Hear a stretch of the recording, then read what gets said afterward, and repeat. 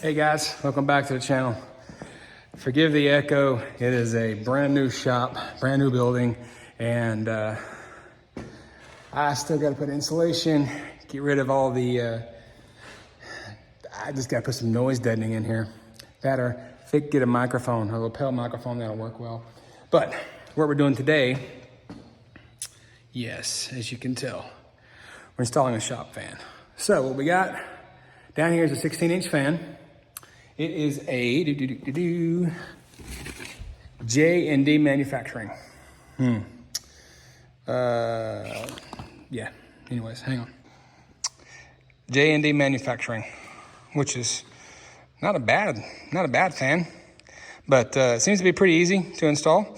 When I requested this hole to be made, I made it to be 16.5 inches. Mainly, that's what the manual says back there. That, and there was a PDF online. So, all I'm gonna be doing is literally lifting this up. And, okay, so what does it look like? It's also got fins. So this thing kind of opens and closes whenever you turn it on. And you can wire it up between 120 or 120 or 110. I didn't know which I wanted to go with. Now you can put it on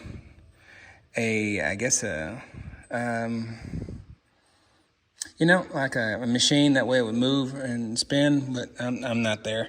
So I'm not gonna worry about that. We will wire this up another day. So you won't be seeing the wiring portion in this video. Mainly is because I literally have zero electricity and zero lights in this building. So, power panel's going over there because that's where the holes in the floor are. That's where the water possibly is going to be. And we'll run it all the way over. We'll run an isolated switch, so I can run over here and flip the switch and it'll be its own thing. But I would like insulation, spray foam, and yeah, so what they did for me on the outside, let me show you, is they trimmed it for me already. So, I mean, it's literally just install and screw in type of video. So, it's kind of what I'm going to be doing. Everything's just going to slide in place, and I want to screw it in from the outside. So, yeah. So once I do that, I'll show you guys what I'm doing. But they left me a whole bag of screws, and I forgot to ask them to leave me the extra tubing that was there. So I'm just going to pick it up, put it in place, screw it, because the screws that they were giving me were self-tapping screws, and kind of goes right into the metal. So go get you an impact or a nice, really strong drill and get to work like I'm about to do. But I'll take y'all along for a ride. Give me a second to jangle everything up there. Okay, so I got two in. Got the top one, and I got the bottom. I'm still working on this one and this one. It takes a little bit in order to drill through the metal. And yeah, so it's just like four holes. I thought those were gonna be 16, but turns out the sides over there, I've already got rivets in them. So it's holding the outside metal in just as well as the inside metal. So it's two pieces, clamshell together. But I think it's gonna be good. So when we get done here, we'll go out there and we'll look.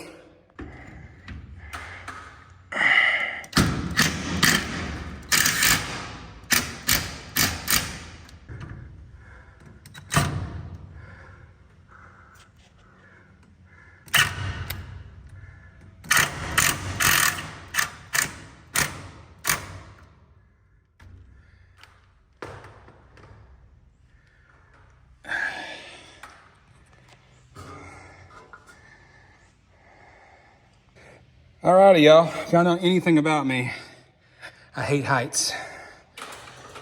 And then stuff like this really gets me a little bit. So I am gonna work my way down. Now I gotta go and clean my chimney because it's that time of year, and before I can start burning, Gotta clean my chimney. I got a pipe stove and wire that I clean my chimney with. It's just like a brush. It's a nylon brush. I've got double walled, not single walled, and then I have a triple walled for my roof. So it works really, really good. So I just can't believe how much wood that's over there. Holy moly. Every time I look at it, I'm just like, golly, that's a lot of red oak. Yeah, a lot of red oak. So, alrighty. Ooh. Looks good though. Looks good. The outside here. See what it looks like. See if it's flush like we think it's gonna be. Oh, that's not bad. That's not half bad at all. Look at that, y'all. That's pretty good, actually. That is pretty good. Huh. It's clean. I like it. I like it a lot, actually. The next chore, gutters. I gotta put gutters on this thing. Found some at Home Depot, but I'm thinking of letting somebody else do it, mainly because the other side is atrocious. I'd have to walk on the roof in order to install because my ladder won't reach. Looks like I got some firewood to stack. Holy moly.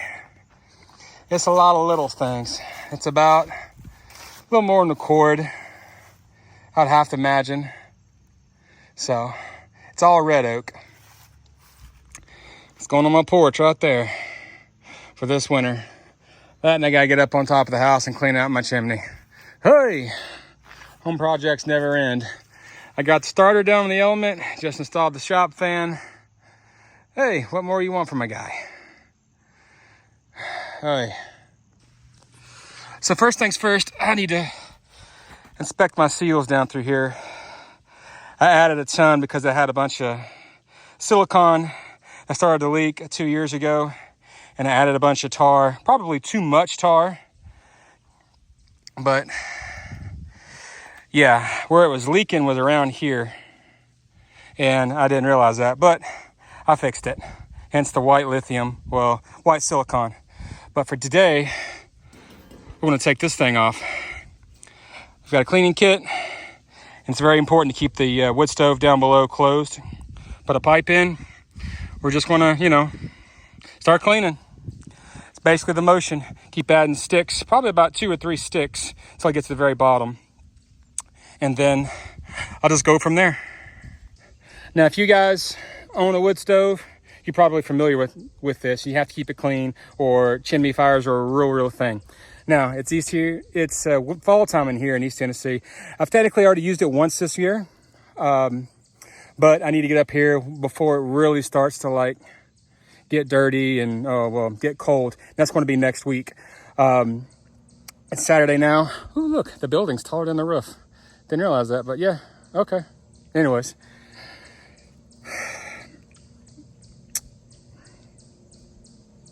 Onto the thing. Forgive me there. Meanwhile, I gotta come in and clean some gutters while I'm up here because that ain't good. Well, after a second or two of pulling that off, this is what we're into. Whoo, yeah boy. And it's not bad. It's not bad at all. It just gets real bad right up in through here, at the very end. My fires, my chimney stays relatively hot, so actually having a chimney fire is not too bad, but we'll do definitely a before and after.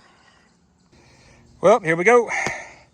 The idea is to send it down after you screwed this on, because it just kind of screws on, see? And then you just push it up and down. So it's really pretty simple, but you just have to make sure these connections are tight, and then be very careful, pull it straight.